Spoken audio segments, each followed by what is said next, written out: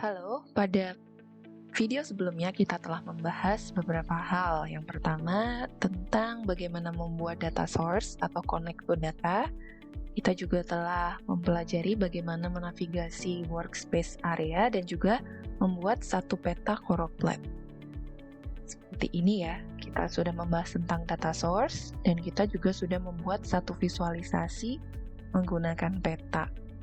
Selanjutnya pada bagian ini kita akan membahas tentang cara membuat area chart seperti ini, ada dua, dan juga membuat ini ya, cross tab atau tables yang berisi teks untuk key performance indicator. Pertama kita akan membuat sheet baru.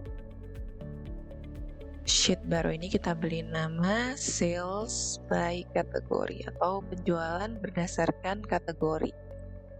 Seperti yang sudah pernah kita lakukan sebelumnya, kita select dengan cara menekan tombol control atau command di keyboard, order date, dan sales. Oke, kita klik show me dan di situ akan ada visualisasi yang direkomendasikan. Kita pilih area charts. Area chart ini adalah line chart, di mana antara line dengan axis ini diberikan warna yang menunjukkan total akumulasi seiring dengan waktu yang berjalan. Ketika kita menggunakan date field seperti ini, maka sistem secara otomatis akan menggunakan tingkatan defaultnya, yaitu dalam hal ini year atau tahun. Kita bisa merubah sesuai dengan yang kita inginkan dengan cara klik untuk mengeluarkan konteks menunya. Di sini ada date part, di sini date part, kemudian date value atau juga exact date. Di kesempatan kali ini kita akan menggunakan date value untuk tingkatan bulan. Field itu bisa di set menjadi discrete atau continue ya. Kalau misalkan kita set menjadi discrete, maka dia warnanya akan menjadi biru. Field discrete ini seringkali difungsikan sebagai header seperti ini atau sebuah X, dimana kebanyakan dimensi itu sifatnya discrete. Sementara untuk field yang sifatnya continuous itu diberi warna hijau dan pada umumnya menempati posisi sebagai sumbu ya atau ini ya y-axis yang menunjukkan nilai. Tetapi sekarang kita butuh date ini sebagai continuous karena kita ingin merunutkan data penjualan ini berdasarkan kronologi waktunya.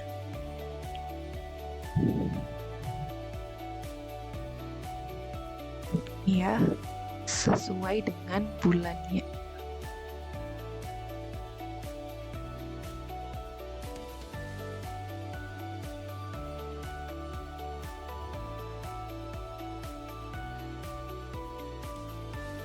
Oke, ini bisa kita lihat bahwa ini adalah sesuai dengan bulannya. Kemudian kita ubah format number dari sales menjadi currency.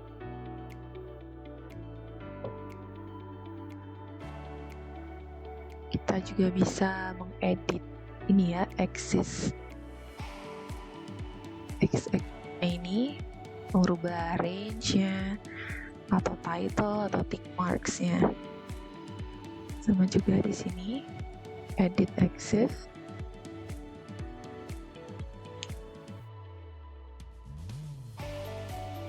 Jika tidak bisa jika tidak muncul konteks menunya, maka klik dulu axisnya, baru diklik ininya, edit axis ya.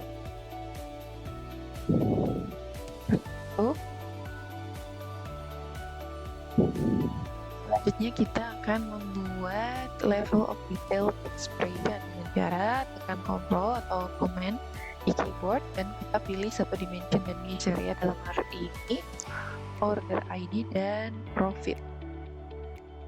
Oke, terus kita pilih create level of detailed calculation. Akan mengecek apakah ordernya profitable atau tidak. Order profitable. Sini sudah ada formulanya. Ini akan mengecek apakah sum profit ini nilainya lebih dari 0. Oke. Maka dia akan mengecek untuk setiap order itu nilai total profitnya apakah lebih dari 0 atau tidak. Kita bisa memberikan komen dengan cara membuat forward slash dan asterisk. Ingin membuat komen lebih dari satu baris, atau bisa juga membuat double forward slash jika komentarnya hanya terdiri dari satu baris saja. Sini kita bisa memberikan keterangan menghitung laba pada tingkatan order, dan jika lebih dari 0 maka ordernya untung atau profitable, seperti itu. Oke. Sekarang kita bisa melakukan edit alias ya. Untuk dimensi yang discrete ini order profitable, kita bisa melakukan edit alias. Nah, di sini jika false, maka untuk lebih mudah dipahamin, kita bisa bilang unprofitable. Dia lebih dari 0, tidak, maka dia rugi. Lebih dari 0, maka dia profitable. Seperti ini ya. Oke, selain itu kita juga bisa mengatur urutannya.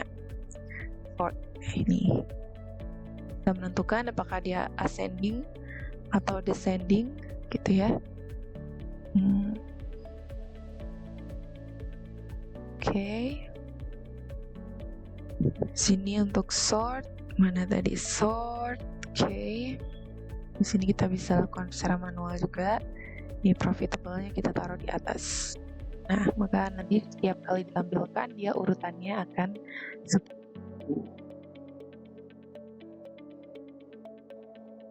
selanjutnya kita masukkan ini ke dalam marks card di sini ya.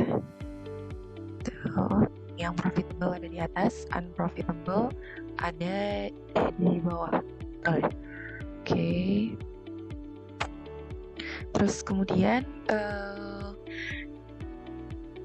kita bisa mengatur apakah tampilan ini sifatnya ditumpuk atau overlapping. Kita bisa lihat di sini analisis, kemudian stack mark. Jika dia on, maka seperti yang kita lihat sekarang ini automatic nih dia on itu adalah stack ya, jadi dijumlah. Titik yang bawah dan atas ini nilainya ini adalah dijumlah atau ditumpuk. Juga bisa melakukan edit color jika diperlukan. Ini profitable mau warna apa, opacity-nya bisa lebih ditajamkan lagi, disesuaikan dengan kebutuhan. Ini di dalam legend ini kita bisa mengaktifkan legend highlighting seperti ini ya. Legend highlighting ini artinya kita bisa select apakah hanya unprofitable atau profitable saja gitu. Ini ya, diklik oke. Sekarang kita ingin menampilkan data penjualan ini sesuai dengan kategorinya, sesuai dengan tujuan awal tadi ya. Jadi kita drag kategori, ini tersembunyi di sini. Kemarin kita bikin hierarki kategori, klik drag masukkan ke dalam rows, maka otomatis langsung terpecah sesuai dengan kategorinya, furniture, office supply, dan teknologi. Jika kita hover ke dalam tampilan area chart, maka akan muncul tooltip seperti ini. Nah, ini kita bisa menambahkan field-field tertentu yang kita inginkan. Misalkan kita ingin menambahkan profit ke dalam tooltip, tinggal drag masukkan ke dalam tooltip. Apakah sudah muncul di sana profitnya? Oke, profitnya 3.000. Dan di sini bisa dilihat ya, jika minus maka dia masuknya ke yang bawah, yang orange. Tapi yang biru adalah jika lebih dari 0. Kita masih ingat tadi kita membuat level of detail expression untuk order profitable. Kita juga bisa melakukan editing bagaimana tooltip ini bisa ditampilkan dengan cara klik tooltip di marks card ini ya. Kita klik, maka di sini kita bisa melakukan editing sesuai yang kita inginkan.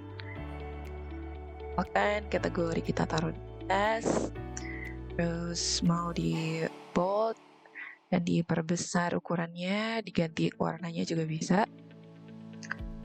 Kemudian kita juga bisa menambahkan field dinamis. Ini misalkan kita hapus semuanya seperti ini. Terus kita masukkan informasi tentang sales, masukkan sum sales seperti ini, kemudian juga informasi tentang profit. Ini sum profit itu ya. Terus kita bisa bold, misalkan ini Tableau bold, ini juga bold. Oke, akan ini sesuai dengan kebutuhan ya. Oke, nah udah muncul sesuai dengan yang tadi sudah dicek. Ini profit, bisa juga kita ganti format numbernya ya sesuai dengan kebutuhannya, yaitu currency seperti ini. Oke, udah. Jangan lupa untuk klik publish untuk memastikan perubahan-perubahan yang telah dilakukan ikut tersimpan. Jika menggunakan Tableau yang versi website seperti ini, jika beberapa fitur tidak berfungsi, maka lakukan saja refresh. Tapi jangan lupa untuk melakukan save dari worksheet-nya dulu ya, dengan cara klik publish. Oke, kemudian kita sekarang membuat filter, yaitu order date. Ini ada banyak sekali cara untuk melakukan filtering dengan menggunakan tanggal. Kita menggunakan range of dates. Ini bisa melakukan filter untuk rentang waktu tertentu. Oke, kemudian supaya interaktif, kita akan menampilkan filter tersebut ya. Di sini muncul sehingga kita bisa memainkan filter tersebut. Oke, ini sudah selesai untuk area chart sales by category. Selanjutnya kita akan membuat area chart yang mirip ya, tapi bukan by kategori, sekarang by segmen. Nah, caranya bagaimana? Karena ini sebetulnya sama, maka kita bisa menduplikasi sheet yang telah kita buat ini, duplicate, agar sheet yang lama ini tidak berubah, tetap seperti itu. Yang kedua, kita ganti dan rename namanya menjadi sales by segment. Oke. Ini kemudian kita drag dimension segment untuk menumpuk kategori, sehingga sekarang chartnya menunjukkan segmen. Jika sebelumnya kategori, maka sekarang adalah segmen penjualannya ya, berdasarkan consumer atau individu, corporate, atau untuk home office. Kemudian untuk pembuatan area chart sebelah kiri dan sebelah kanan. Berikutnya kita akan membuat tabel isi text table di atas ini yang berisi key performance indicator. Ada sales, profit ratio, profit per order, sales per customer, average discount, dan juga quantity. Bagaimana membuatnya? Kita pertama membuat sheet yang baru dulu. Buat sheet yang baru, kita beri nama key performance indicator. Seperti itu.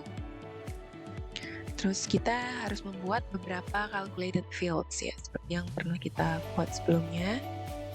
Pertama kita buat profit per order dengan cara menuliskan formula, yaitu sum profit. Dan kita klik seperti ini ya, ada kurung sikunya. Tuh. Kemudian dibagi dengan jumlah ordernya. Count di ini ya, count order ID. Oke. Kemudian kita buat lagi create calculated field. Sekarang sales per customer. Membuat sum lagi juga. Nah di sini salesnya kurung tutup, jangan lupa. Kemudian dibagi dengan jumlahnya ya, customer name. Seperti itu. Mengetahui berapa penjualan yang dilakukan per customer name.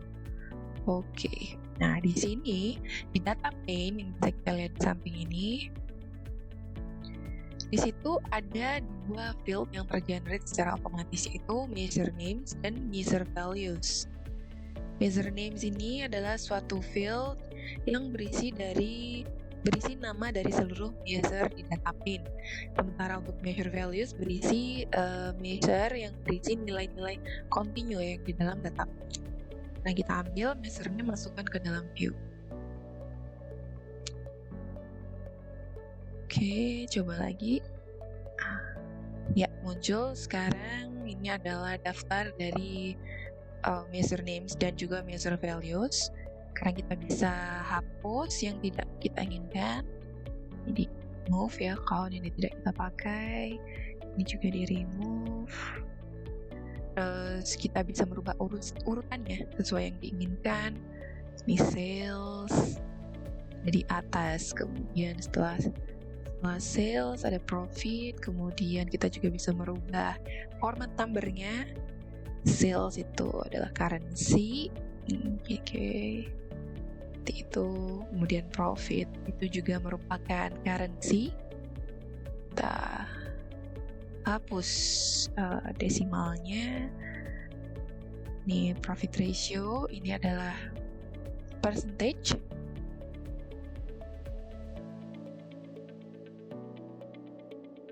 Kemudian profit per order ini juga percentage. Ini sesuai dengan kebutuhan ya.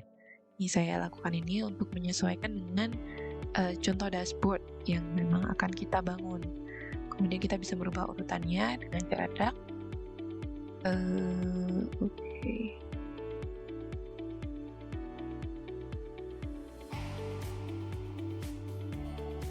Sales per customer ini adalah formatnya number.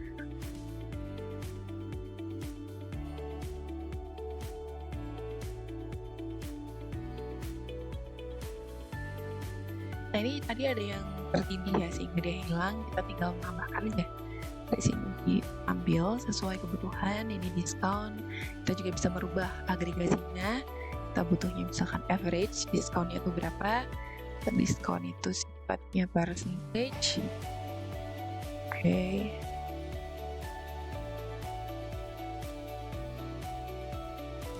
Quantity tadi juga tertindih ya, quantity, sum quantity ini adalah bentuknya number. Oke, sudah lengkap sepertinya. Merubah tampilannya supaya di bentuknya tidak menurun tapi jadi mendatar, kita bisa klik tombol swipe rows and column ini. Kemudian kita pilih fit width itu supaya penuh sesuai dengan ruang yang tersedia. Maka sudah selesai untuk tabel key performance indicator kita.